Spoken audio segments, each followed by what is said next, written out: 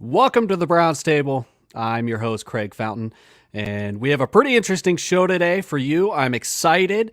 First things first, though, I always like to begin for our new viewers. If you're viewing live on YouTube, Facebook, Periscope, Twitter, we appreciate you tuning in. The Browns Table is actually a roundtable discussion you can participate in. So we've designed this to where you can click a link. It's in the comments. And you can join us live. Think of it like calling into a radio show. You can talk Browns with us. I'm going to introduce my guest in just a moment.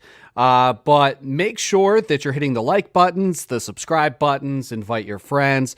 Come on the show. It's just like calling into the radio, except we can video chat. If you don't want to show your face, just don't select a camera.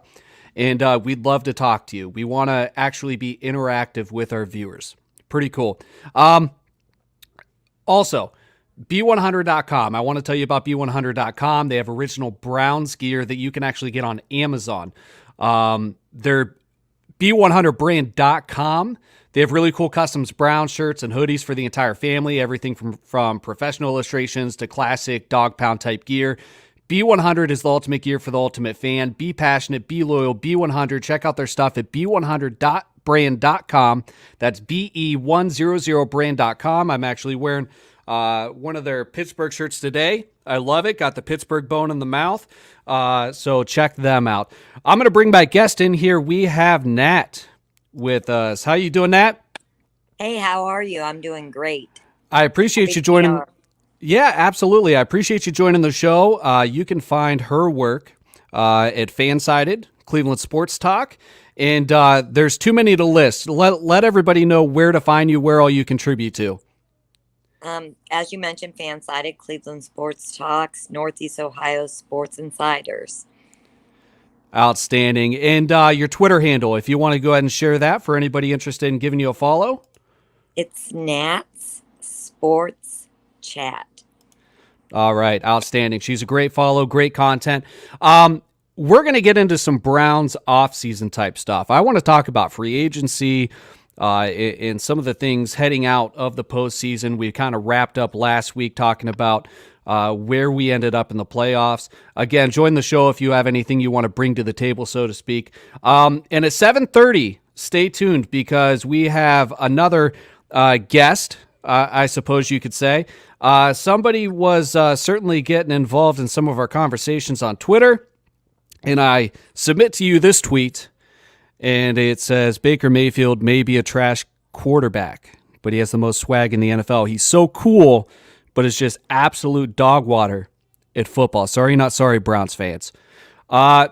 This gentleman, we talked. We were pretty nice with one another, and he said he wanted to come on the show and tell his side of the story. So how can we say no to that, right? He wants to come in and talk about Baker being dog water. We welcome that. 7:30, we'll get to debate that with him. And let's look into the offseason, Nat. We have a ton of decisions to make this offseason. And I think that it's pretty clear that most of our decisions are going to happen on the defensive side of the football. In most of its personnel decisions, we haven't had to deal with any shuffling for any coaches. I saw some rumors that some of our guys might be up for interviewing elsewhere today. Alex Van Pelt, I don't really see him as a head coaching candidate, so I'm not sure where he could ascend to elsewhere, but Bill Callahan is one that I'm kind of worried about. Players-wise, let me just kind of go through some of our free agents here, and then, Nat, I kind of want to get into this with you. So let me pull up my list here because we have a ton, and I mean a ton of defensive free agents here. Let's start with Larry Ogunjobi. Larry Ogunjobi is probably one of the biggest question marks on our defense. He might be a little pricey to bring him back. All right. I just want to real quick rattle off some names here. Olivier Vernon, Kevin Johnson, Terrence Mitchell, Carl Joseph, BJ Goodson, Andrew Sendejo, Malcolm Smith. We have on the defensive line, Vincent Taylor. We have couple lower tier guys, Porter Gustin, Tedrick Thompson. That's a ton of names have to deal with going into free agency.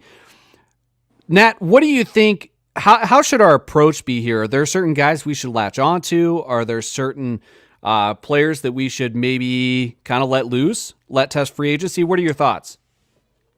Well, of course, I believe that, you know, the defense is what we need to, of course, look at on the off season. So, I think that's where we're going to need to keep our focus at.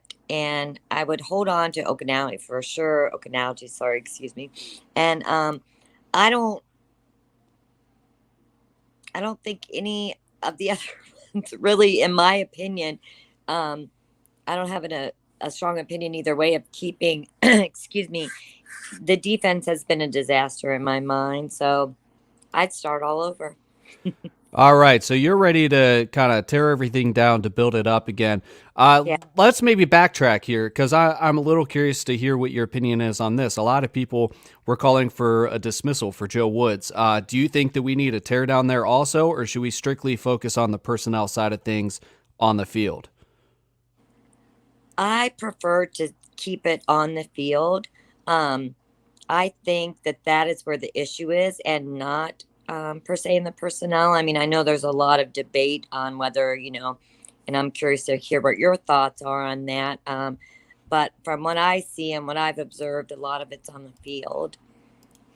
Yeah, I'm certainly interested in hanging on to Joe Woods. I don't think that there's any reason to move on from Joe Woods at this point. I think all of our issues are personnel issues.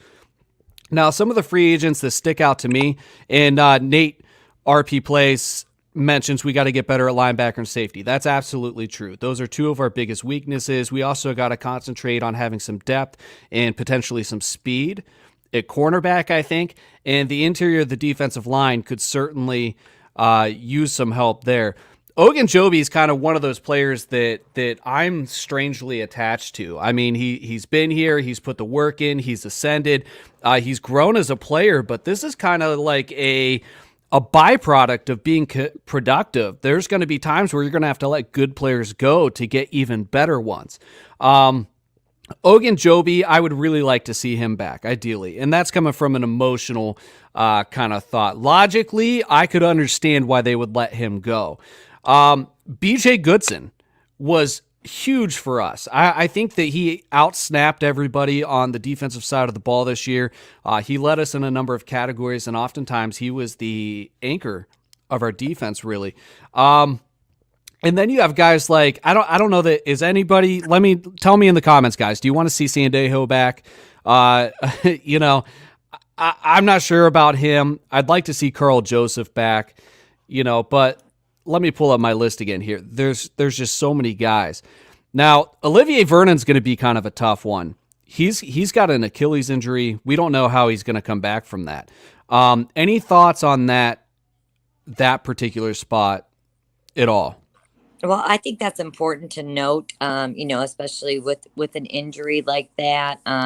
And because we're lacking in the defensive end, it's like, do we want to take the risk as an organization to keep someone with that injury? So I would lean toward, a toss-up. I wouldn't feel, like I said, basically burn it down, except for my emotional ties to a few of the players. But yeah, with that injury, with the Achilles and the unknowns, and I mean, of course, players play through injury all the time, or are be able to come back from that. So who's to know what next season will look like? But right now, I think focusing on getting some linebackers and some strength on the defense is definitely where we should look. Some of it could come down to spending. There's some weird things going on with the salary cap right now. Let me throw this at you guys, and let me know what you think in the comments. If you look at our positional spending, and let's split it up first by offense, defense, and special teams. Heading into next season, we have 63, almost 64% of our cap tied up in the offense. Now, that leaves 27, almost 28% of our cap on defense. So we have $131 million and change on offense and 57 and change on defense. And then, of course, special teams is a little over 1% of the salary split up. Now, it's clear to me that Andrew Berry really concentrated on the offense, and that's evident by the spending. Some of these guys like Olivier Vernon, especially coming off the injury where you don't know if they're going to come back as strong, you don't know what kind of production he's going to have. He's on the wrong side of 30, coming off of a major injury. He's an expensive player. Some of it might come down to market. What's he going to cost? And, some of these guys, there's kind of like some comps out there where you can kind of figure out what their market value might be. Larry Ogunjobi's probably a hair under $10 million a year. Carl Joseph's probably a hair under $9 million a year, somewhere around there. And Olivier Vernon has the potential to be more expensive than that. So I think that maybe he's a guy that's going to end up walking, or that we're going to allow to walk. The draft is going to be huge. But the defense is for sure going to be the biggest thing here. On the offensive side of the ball, we do have most of our offense locked up, but there are some free agents that we have to keep an eye on offense. Let's go to, excuse me here. We have Rashard Higgins. We have Taywan Taylor, Kadero Hodge. We have Marvin Hall, Michael Dunn. We have Steven Carlson. Those are some depth guys that you need and some developmental guys you need, especially at the wide receiver position. Earl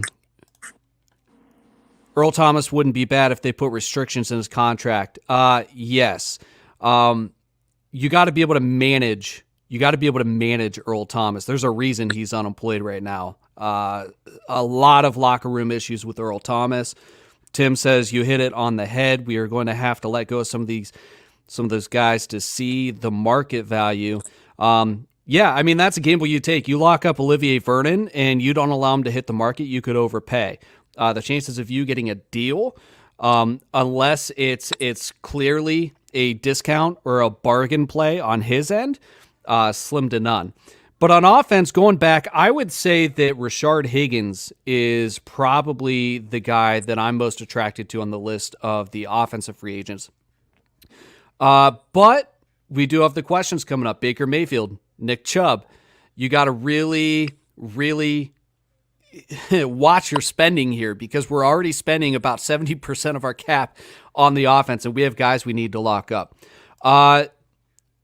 Nate RP plays. Let's get JJ Watt. That would be outstanding in theory. Now, would you love to watch him play against TJ twice a year? Oh, yeah. So my second favorite team is the Texans, and I have such respect for JJ Watt. Would I love to see him in a Browns uniform on that field? Absolutely. Yeah, and wishful thinking though. But yeah, I think it would be great. You know, if he wants to go play for a contender, he's got to be the right price too. I mean, he's got his own injury issues. He rarely plays a full season, but he's a guy that you really want in the locker room. If you haven't seen his end of the year press conference, that's when you need to go back and watch. Google it, find it on YouTube, whatever. That is one of the best press conferences that I've ever seen come from a player. It's outstanding. Big Shaqs, I think Larry O hits the market. You got to let him test. Maybe he comes back, kind of like we saw with Rashard Higgins last year. He left. He could have taken a little bit more money to go elsewhere, but his heart was in Cleveland. That could be an option.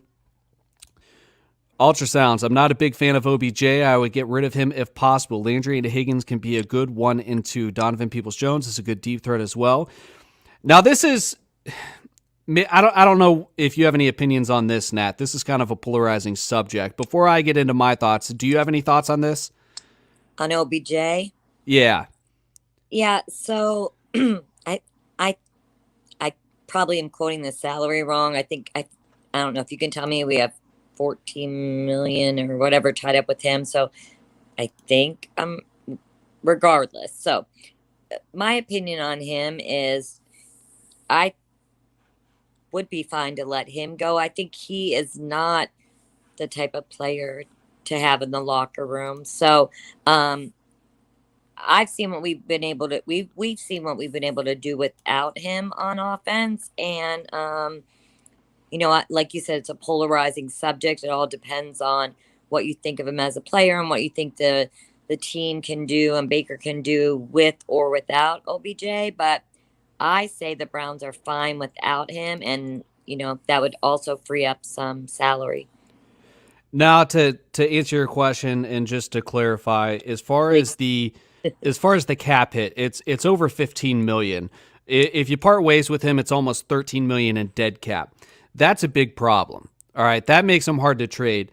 And we're a team that's in a better cap position than most. And with where the salary cap is going, I think we're going to see an unprecedented amount of players moving teams and players restructuring contracts and whatnot.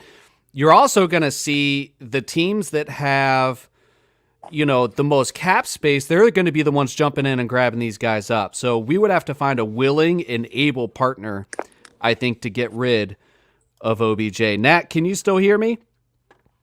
Yep, I'm back. All right, there we go. My thoughts on OBJ, if you can move on from him, I think you have to investigate, the terms of that. Depending on what the return is, number one, and number two, do you really think you're better off without him? I'm a big fan of saying that you're never better off with less talent, and I think he's clearly talented. I don't know that I buy into the issue that the fact that he's a locker room issue. But you got to explore it. I mean, there's hardly anybody that's untouchable in this league. And we're about to see a bunch of quarterbacks playing switcheroo, and we're going to find that out. If we would have talked 3 months ago, everybody would have said Deshaun Watson's untouchable, Aaron Rodgers is untouchable, things like that. So I don't know if we can get enough out of him to make it worth it, and he's coming off an injury as well. So there's a lot of questions there. I kind of wonder, and I would hate to have to wonder this long term, the way this offense started getting dialed in around week 7, week 8, week 9, week 10, I don't know if that was necessarily due to OBJ's injury and him being off the field. I'm curious what would have happened if we would have had him those last 8 games of the year. If he would have come on fire just like Baker and Landry and a lot of these other guys. I want to keep Higgins so bad, but we have to be able to afford Baker, Chubb, and other key pieces. Yeah, and looking at, I don't want to plug any websites as far as information, but if you look at some of the primary websites that really examine salary caps and market values and some of those statistics and anything like that, Baker Mayfield's probably going to cost you around $35 million a year right now. And that price tag's only going up, in my mind. Chubb, it's better to get that done now. He's probably a $12 million a year player. And, again, he's only going to get more expensive as time goes on. The chemistry between Baker and Hollywood is hard to replace. That's very true. Higgins greater than OBJ. I'm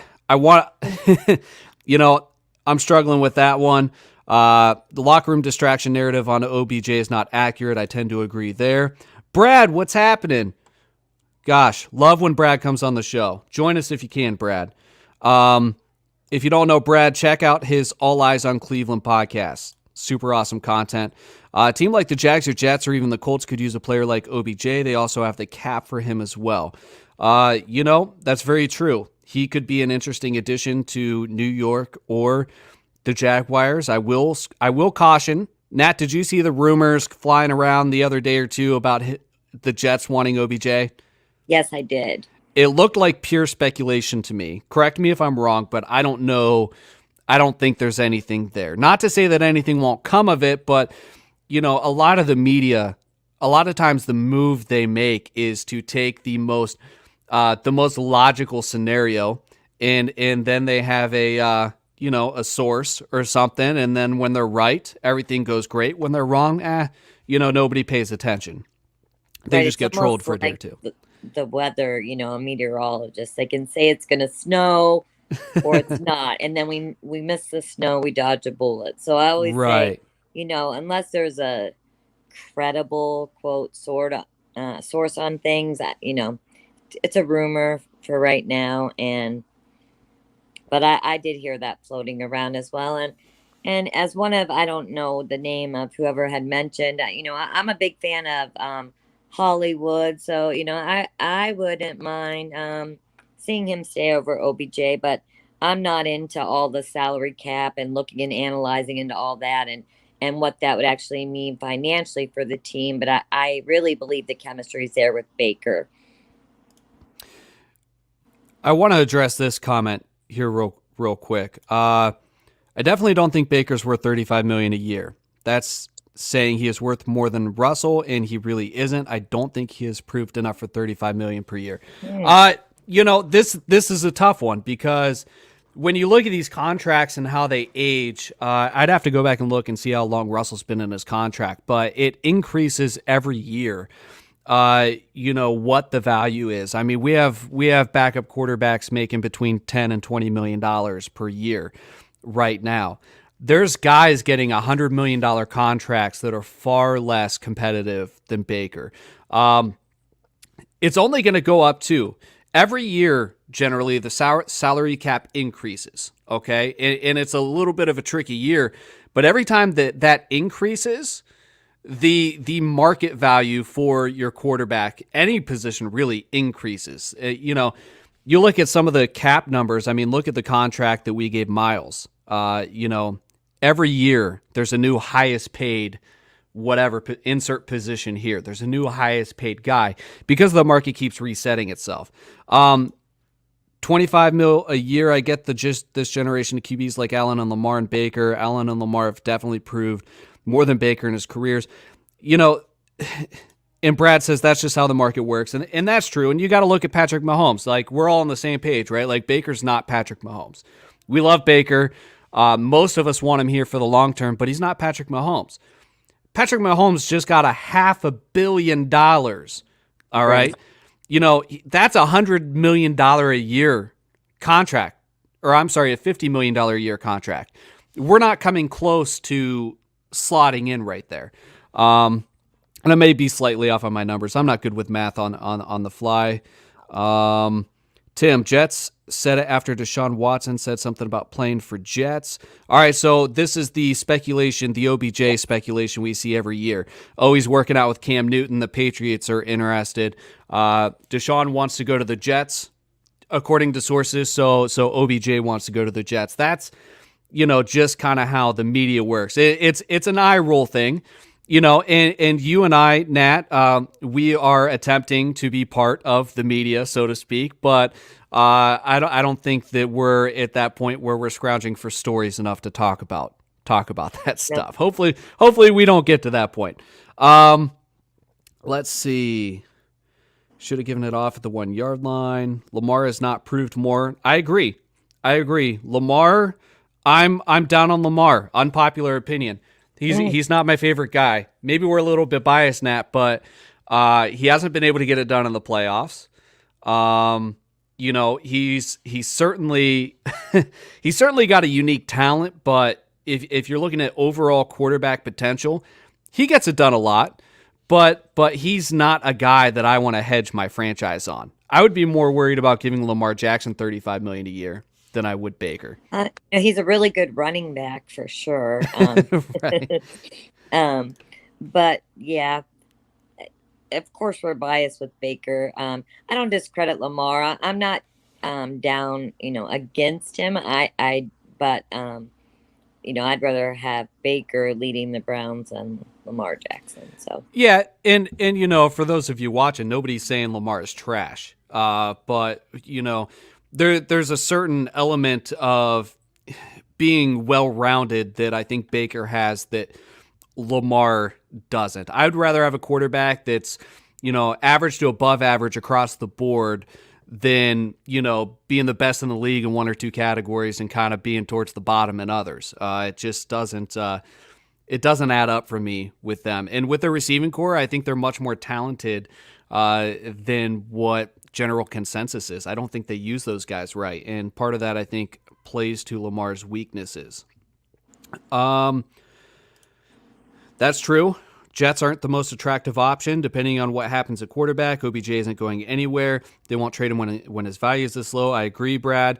Especially for what we gave up for him, and there's new receivers resetting the market, kind of like we talked about with Baker.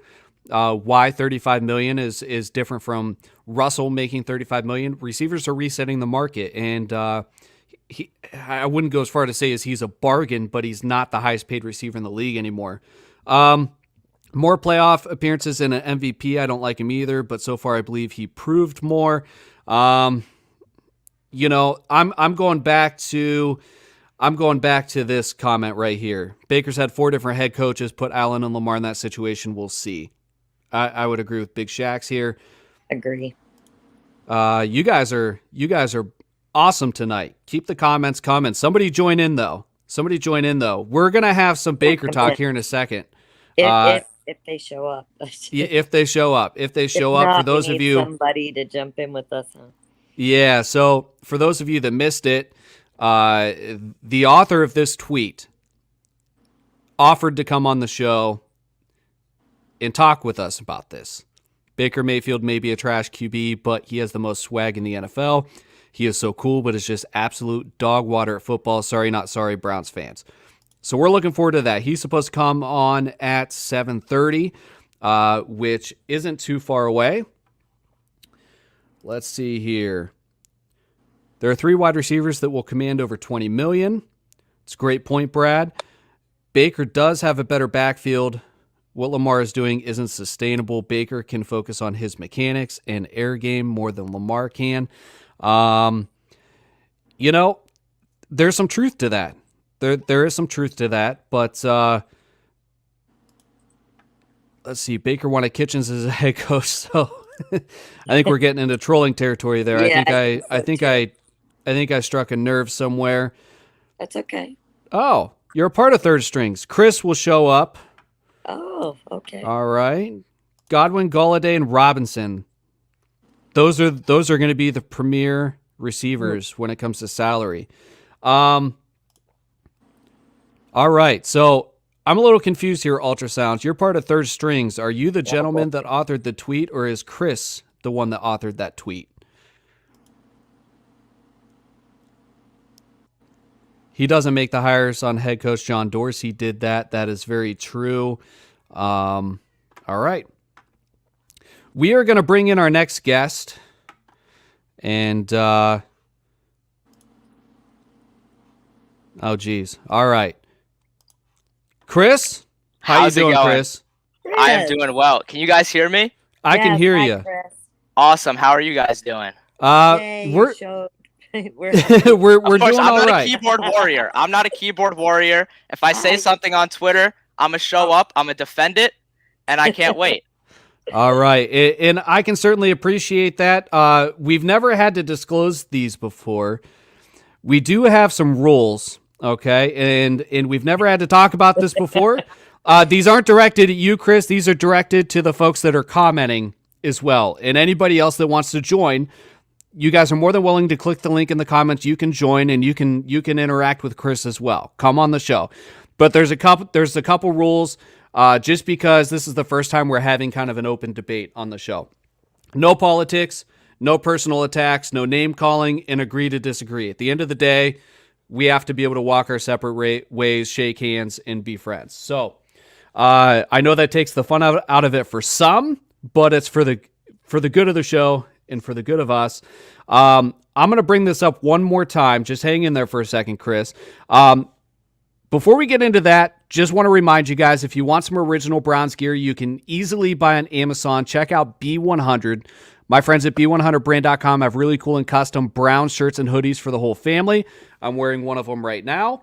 They have everything from professional illustrations to classic Cleveland dog pound gear. And B100 is the ultimate gear for ultimate fans. Be passionate, be loyal, B100. Check out their stuff at B100brand.com. That's BE100brand.com. And that's our show's sponsor. He is a Jets fan. That's not true. I am not a Jets fan. I'm wearing this. All right, fair enough. Absolutely destroyed the Browns in the regular season. Oh. I got this jersey This is a Jamal Adams jersey. I got it on clearance just for this. After this, I'm going to return it. I don't even want Okay. this. Tags are still on it. That's why I'm wearing it. All right. Not a keyboard warrior. I'll give you that. I appreciate you coming on the show. You have Anytime. you have an unpopular stance, at least on our side here, our side of the state line. Let me just display this tweet one more time. And again, you guys can comment, be nice, join the show. Baker Mayfield may be trash QB, but he has the most swag in the NFL. He is so cool, but is just absolute dog water at football. Sorry, not sorry, Browns fans. And I stand by it. All right, so the floor is yours, Chris. I want you to give me your reasoning for this tweet that you did author. You did, in fact, author, correct? I wrote this, yes. Actually, Okay. I think it's something I should say. So, as you saw a comment earlier by one of the podcast hosts. So we have Third Strings podcast. There's 3 of us, and we all run the same accounts. So that's why when we're on Twitter or we're on Instagram, it may be a little confusing.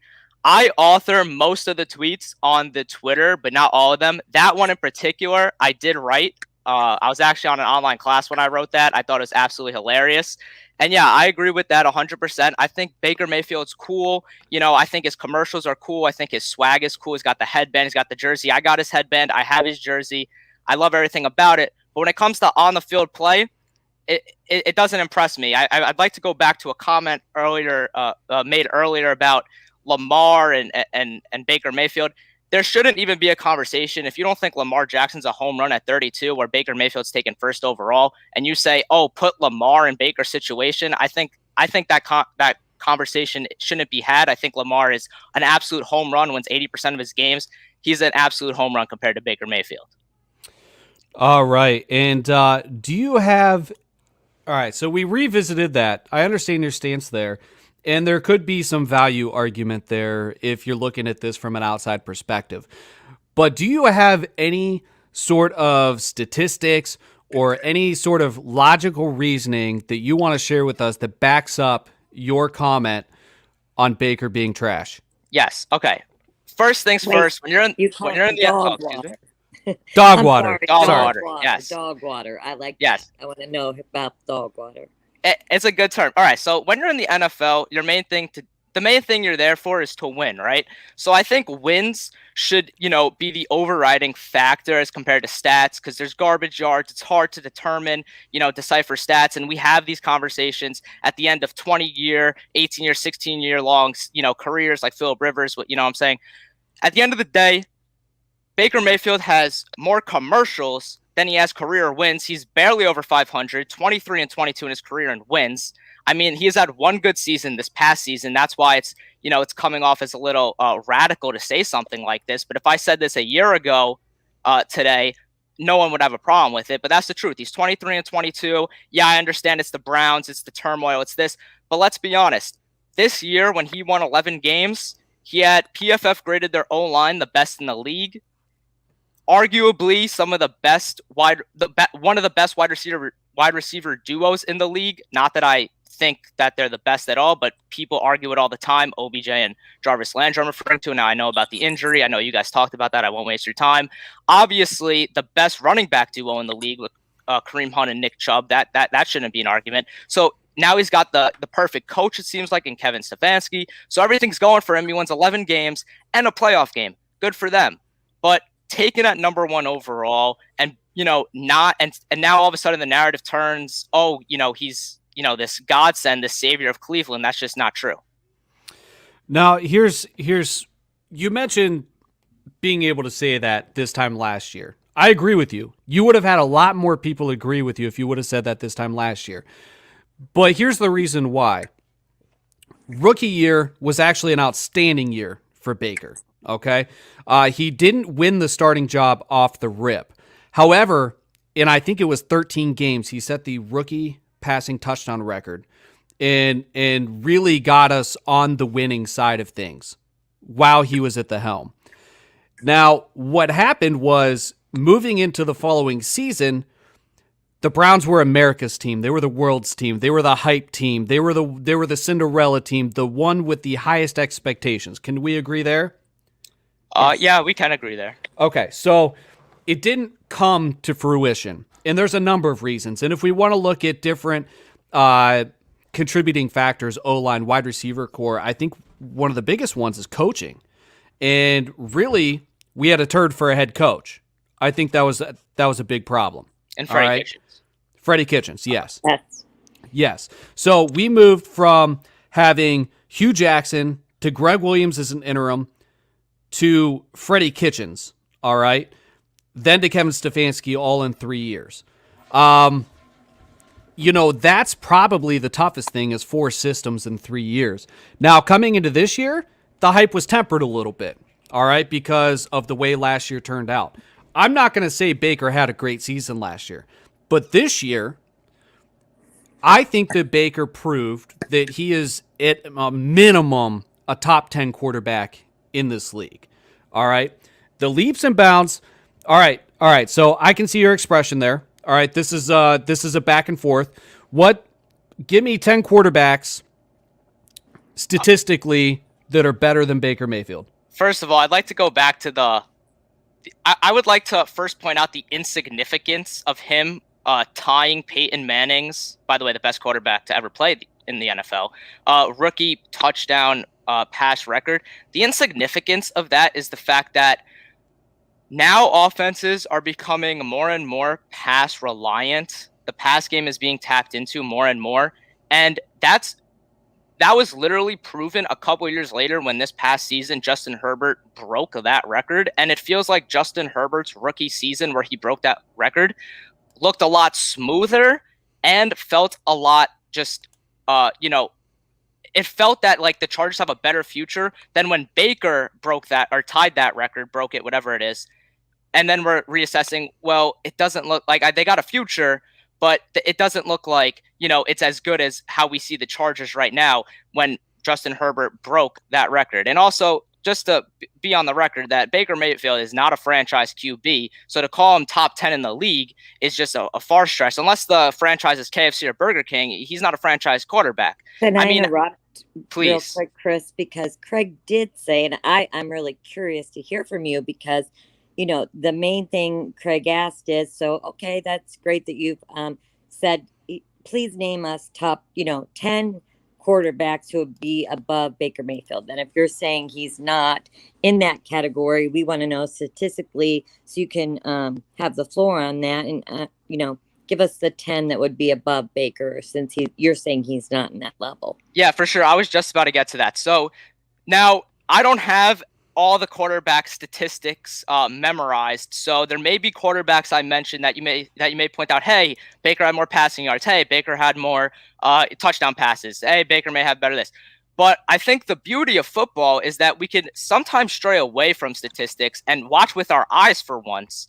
Because there's plenty of people out there, just to name one, Max Kellerman, who just doesn't watch with his eyes. So I think the beauty is we can watch with our eyes and say, okay, you know what, this guy might be statistically better, but he might not actually be a better quarterback. So I can go ahead and list off 10 quarterbacks right now, and you may say, hey, stop, but I'll do it, just for the fun of it. So I'm going Mahomes, Wilson, Tom Brady, Aaron Rodgers, Josh Allen, Lamar Jackson,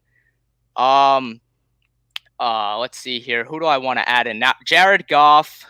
Definitely want to add in Jared Goff there. Let me just rattle through. Kyler Murray, Deshaun Watson. And for a 10th, do I want to put him in there? There's so many to choose from. That's the thing, because he's like not even close to the top 10th. I could squeeze so many into that last 10th spot. But I want to be fair, and I'm going to go with Phillip Rivers at number 10. And I could squeeze in a couple others, but I'm going to be fair. I'm going to go Phillip Rivers at number 10. So that's 10 quarterbacks right there that I believe that are better than Baker Mayfield. Now, I don't know the exact statistics on all 10 of them compared to Baker Mayfield, but I watch with my eyes, and that's what I see. All right. So the ones that I agree with you, there's a good portion of that list that deserves to be in the top 10. I would disagree on Goff, okay? I would disagree on Goff. I would disagree on Kyler Murray at this point. I don't think it's a stretch to say that Kyler's more talented, but as a gamer and somebody who's going to win in this league, I think Baker just has an edge over Kyler. Phillip Rivers, he's gone. So looking forward, I could even this past season, I'm taking Baker over Rivers. Somebody's telling me you're a Colts fan in the comments. Is that true? That is true. So I'll take Phillip Rivers out of there and I'll put it Matt Stafford in. How's that? Matt Stafford. There we go. And this kind of goes back to where I'm interested in the Baker versus Lamar situation. I think that heading into the playoffs, I want Baker over Lamar. I want Baker over Matt Stafford. They have the same amount of playoff wins. Why would you base that? Baker Mayfield has played in the playoffs a total of 2 times, and he's won once. And Lamar has played a total of 3, maybe 4 times, and he's 5, won once. I believe. So they have the same. I don't think it's 5. So they have the same amount of playoff wins. What puts Baker over the edge? He's been here once. He has no experience. I'm telling you, Lamar is an absolute home run at 32. And to be honest, I was going to bring this up. Lamar won the Heisman for a reason at Louisville, so I don't know why he dropped it 32nd. And I know your response may be like, oh, well, Baker won one too. Yeah, he stole that from Trace McSorley. Everyone knows that. But anyways. Trace McSorley. All right. And that's something too where, I think Lamar, you could argue, has arm talent, okay? And maybe even superior arm talent to Baker, but when you're in the game, I just don't think that he has a sustainability about him in the league. I think that because of his frame and his style of play, that's probably why he dropped, is because and teams weren't necessarily even looking at him as a quarterback, and I think that's part of it. Yeah, I mean, you can run the ball and you can use his legs and stuff, but I'm looking for a 10-year plan, not a 5-year plan. I think Baker's a better 10-year plan than Lamar Jackson.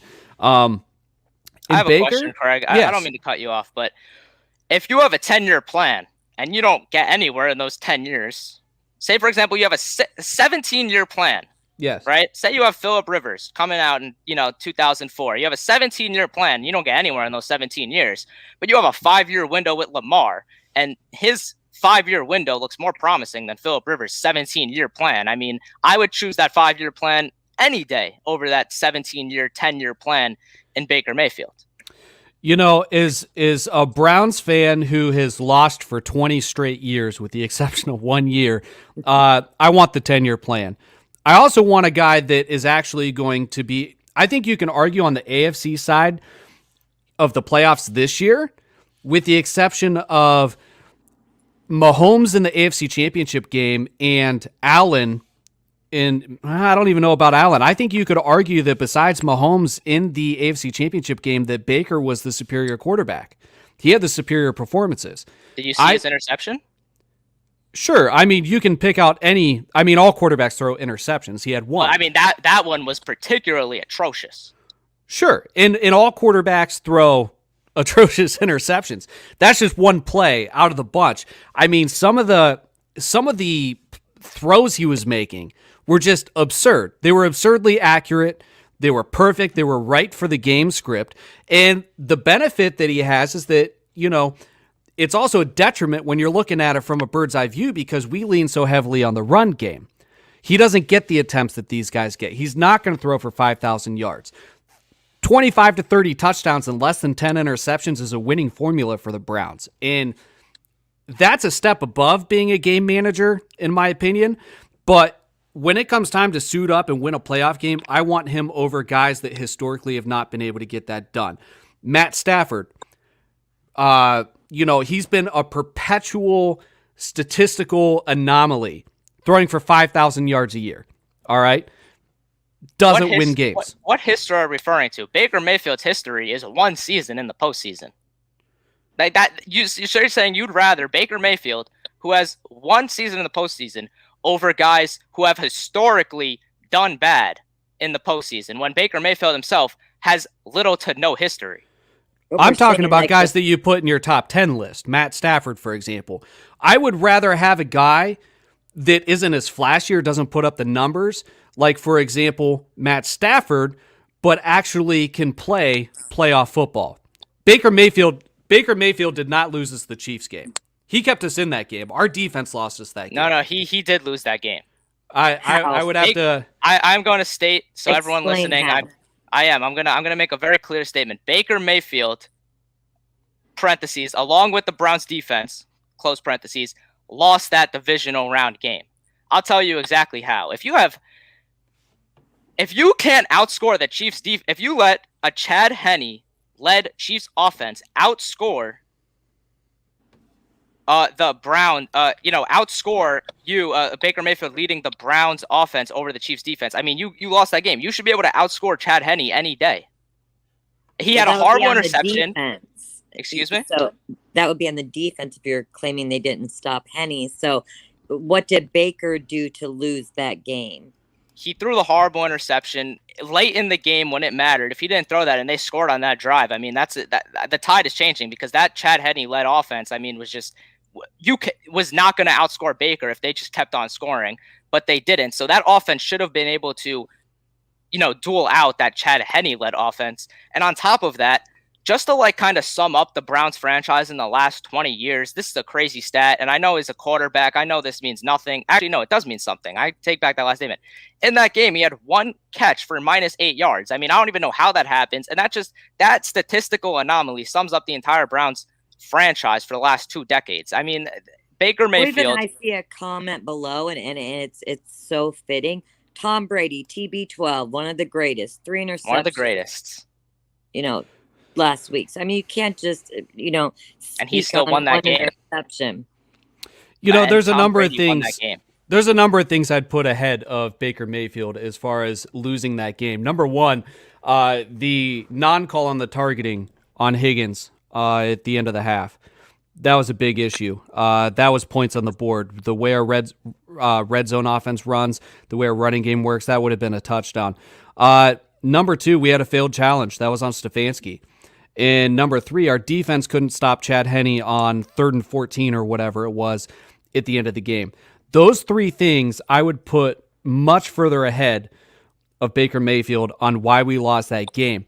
And the way that the Browns were playing, and in particular Baker Mayfield, it's painful to watch the way that Sunday's game went because I think the Browns could have beat the Bills.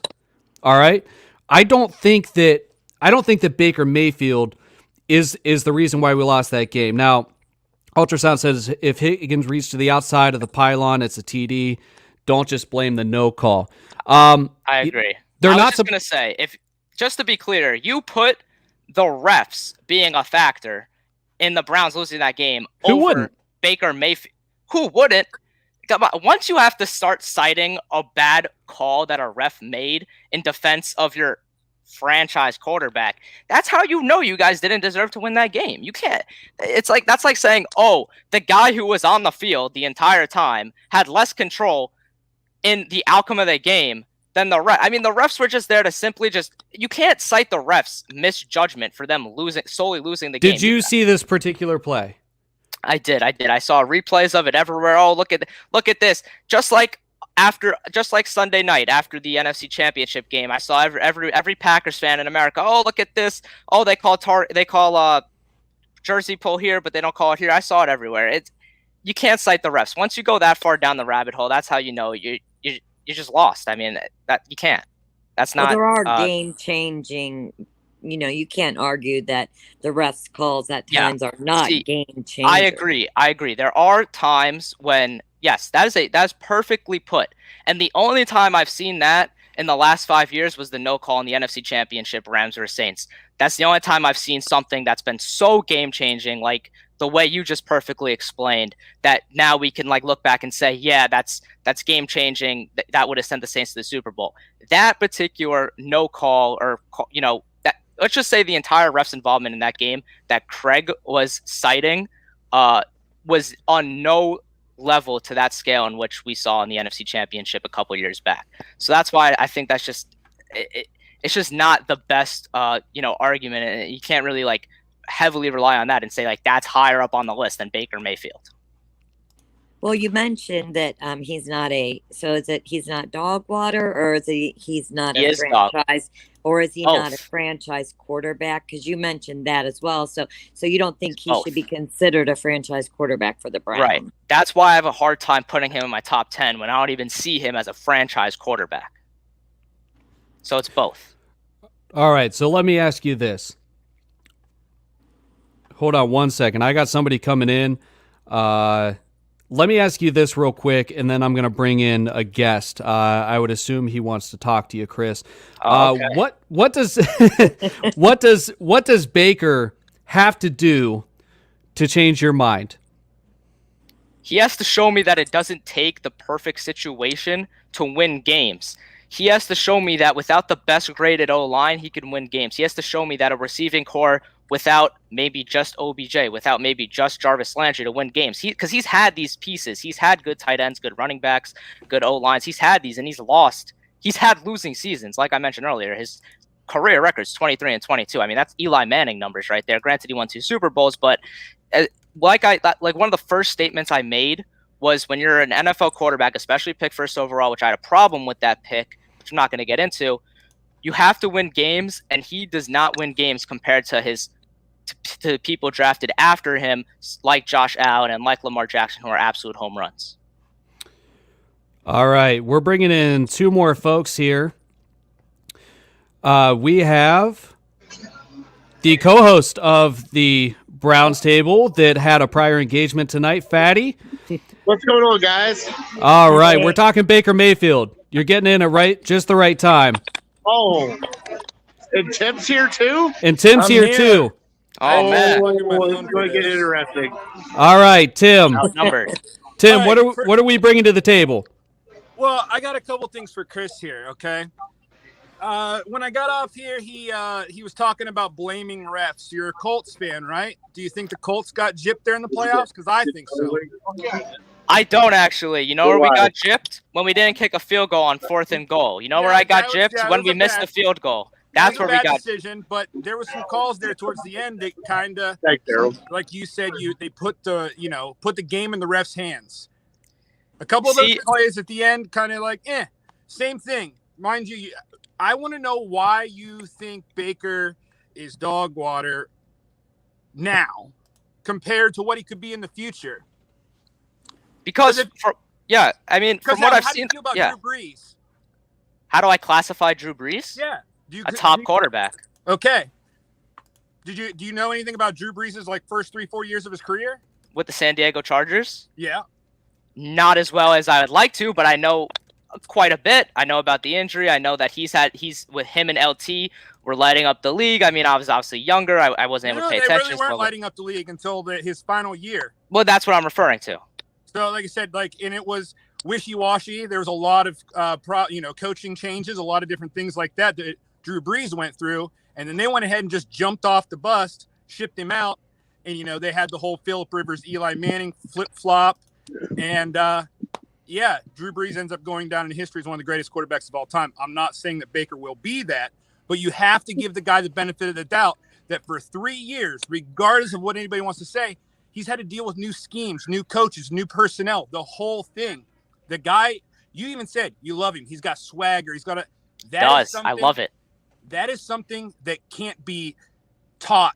Intangible. Like a confidence level, people don't have that. He has it. He's a winner. Everybody knows he's a winner. He has a chip on his shoulder. Well, he's actually a winner by 1 game.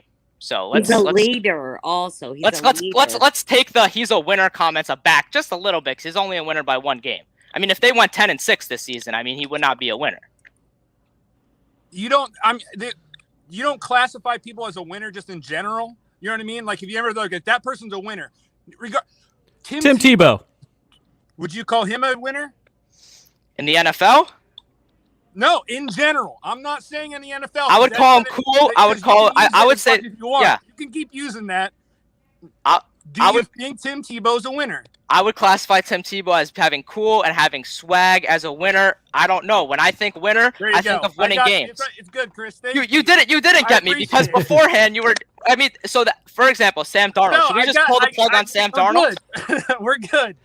All right. Darren, I got somebody else I got to get in here, Tim. I appreciate you calling in. I'll talk to you guys soon. Hey, it was great seeing you, Tim. Great questions. Have a good one. Yeah, I love it. All right. Fatty, how you doing, man? How'd your live go? Hey, we went great. We're still up here. We're having a good time. And anybody can check out Mr. B's anytime they want to. So I had to come on for this guy. So he is. I haven't heard on the whole conversation because obviously I was doing my own stuff. So he is dogging Baker Mayfield. Why? All right, Chris. Let me let you give him just a 30-second, your kind of 30-second elevator pitch on why we're dogging Baker Mayfield, and then I got another guy I got to bring in here. We got Nathan waiting in the wings. All right. Oh no, I think I might know Nathan actually. Anyways, with that said, 30 seconds, quick elevator pitch. He's barely a winner, 23-22 in his career. People cite this, like Craig cited this, long history. He doesn't have any history in the league. He's been there 3 seasons, lost 2. He got 1 playoff win, and somehow that playoff win means more than Lamar's playoff win because he has more playoff losses. I think that being drafted at number 1, there should be a lot. I think the expectations of being drafted number 1 are a lot more than what he's done, and I think that Lamar and Josh Allen are way bigger home runs than Baker was at number 1 because they could have taken him at number 4 or they could have tried to maneuver a thing with the Jets, but they said, no, he is so much better than everyone else. We're going to take him at number 1, and that's what they did. And I think that the expectations of being drafted number 1 were not met yet, and they should be starting to come to fruition. I think this one season is not coming to fruition. I think there has to be a lot more that's proven. Okay, I know Nathan. Hold on. Nathan, hold on a second. What jersey are you wearing right now? New York Jets. I'm not a Jets fan. I'm wearing this because the Jets absolutely destroyed the Browns in the regular season. That's why I'm wearing this. All right. Wow. We never got into the COVID asterisk. All right. we kind of went past that. Things were moving in a different direction. Can I say it? I mean, you can. I don't know. I'm assuming he knows. I think he's just trying to have some fun with us. That's all. Chris isn't a bad guy. I just disagree with most of what he says. Oh, you can have fun with us all you want. Granted, Baker comes in with Hugh Jackson, who was what, 1-32. All right, 1-35. He picked Tyrod Taylor to start over him, or Tyrod. And I would too. Okay, perfect. That's fine. You're the number 1 pick. You should start. That's Hugh Jackson's fault. When he came in the second half of that season, he lit the Browns up. Then he gets Freddie Kitchens as a head coach. Awful. Exactly. So he's had 2 horrible head coaches to start his career out, and yet he breaks the rookie career passing touchdown, which Herbert broke this time. That's insignificant. Why is that insignificant? As I said that's insignificant. It's not. It's very insignificant. It's not. All right. All right, hold on. I got to get to Nathan real quick here. Oh, no. All right. So, Nathan, welcome to the show. Appreciate you joining. Thank you. Pretty simple to log on? Yeah. All right, perfect. So, couple rules real quick. I don't know if you saw him earlier, but let's keep the language clean. No politics, no personal attacks, no name calling. Let's just try to keep it clean. Chris has come into the Lions Den willingly. You're not here against your will, right, Chris?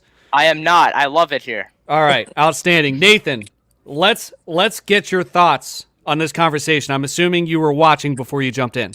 Yeah, well, Nathan, can you introduce yourself? I'm a co-host on Third Strings as well. Oh, He's my podcast host. He's a huge Browns fan, but he also has loyalties to the Cowboys. He also has loyalties to this franchise and this franchise. So we don't know what he is. But he's a huge Browns fan. That's all it is. So he's guilty by association is what we're saying.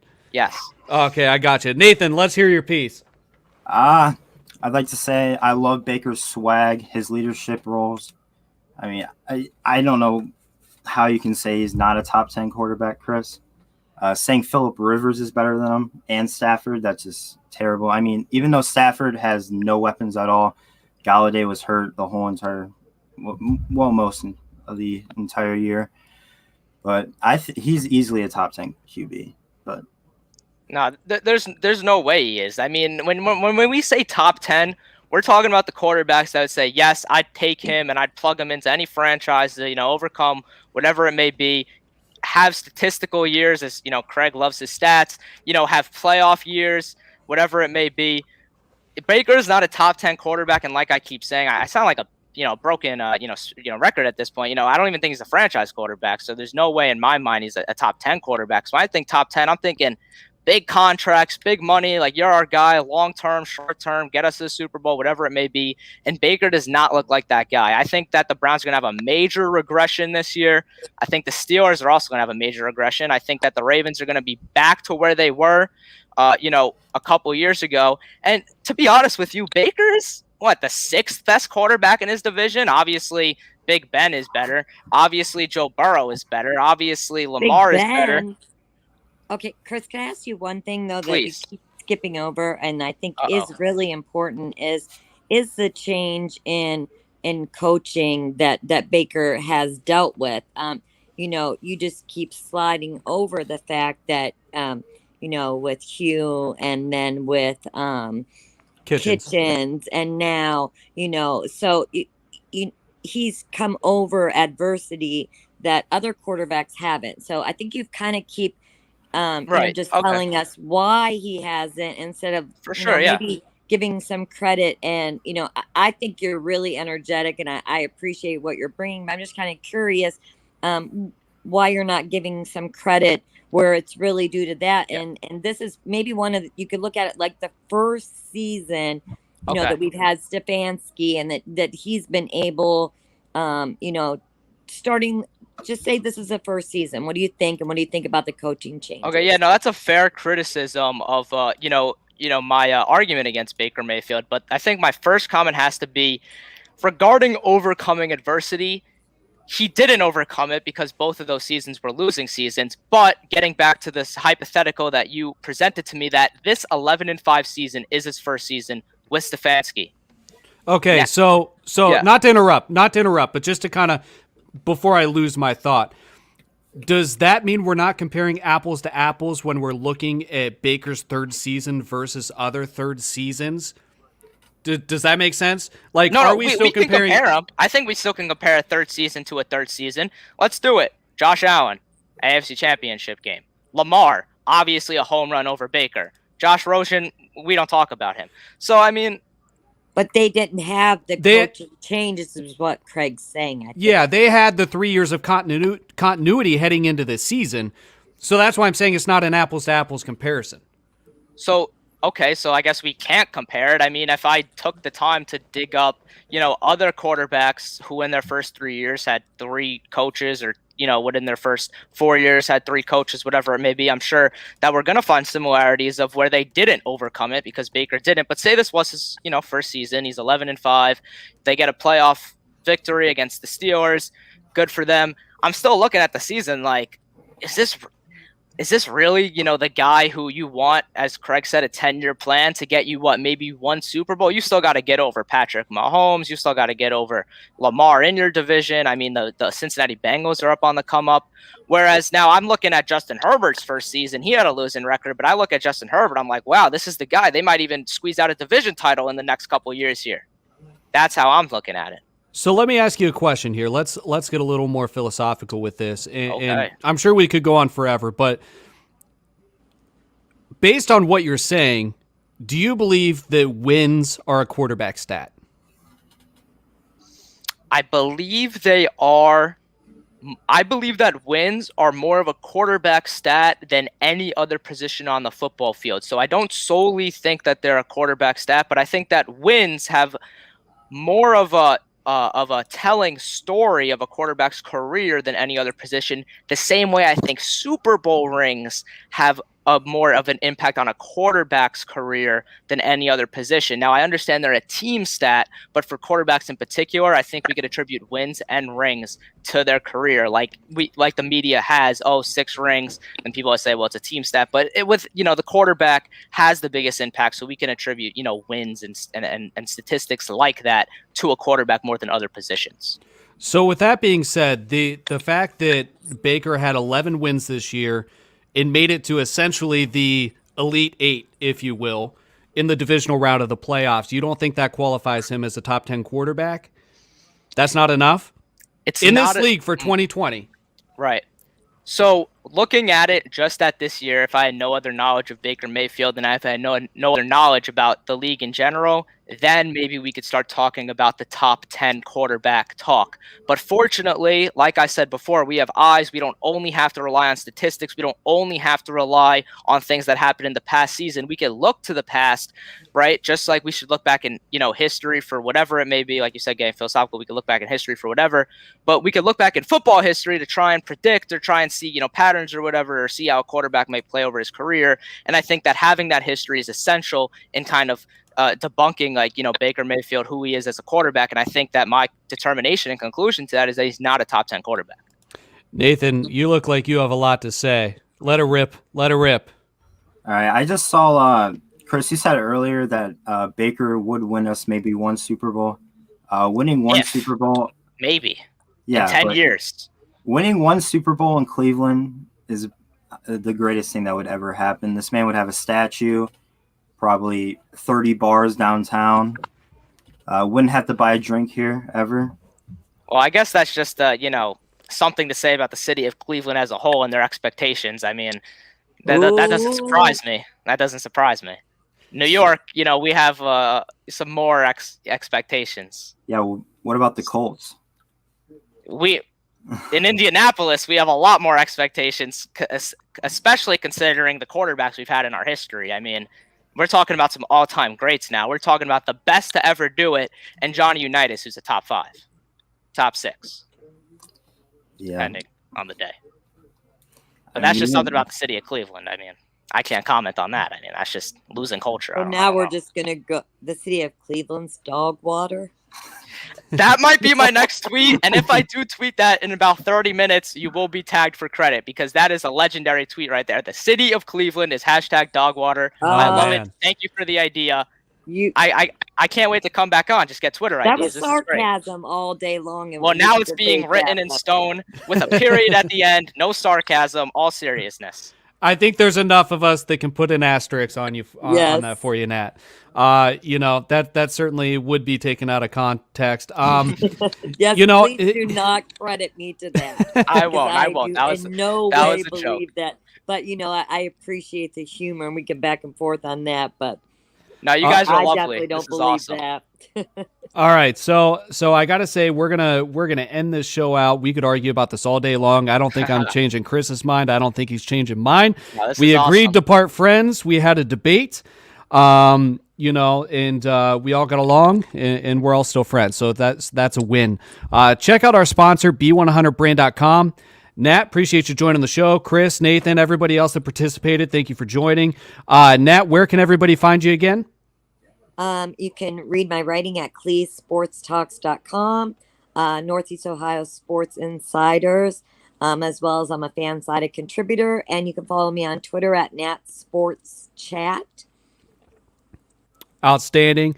And Chris and Nathan, you are Third Strings Podcast, Yes. is that correct? Third Strings Podcast on Twitter. That's the both of us.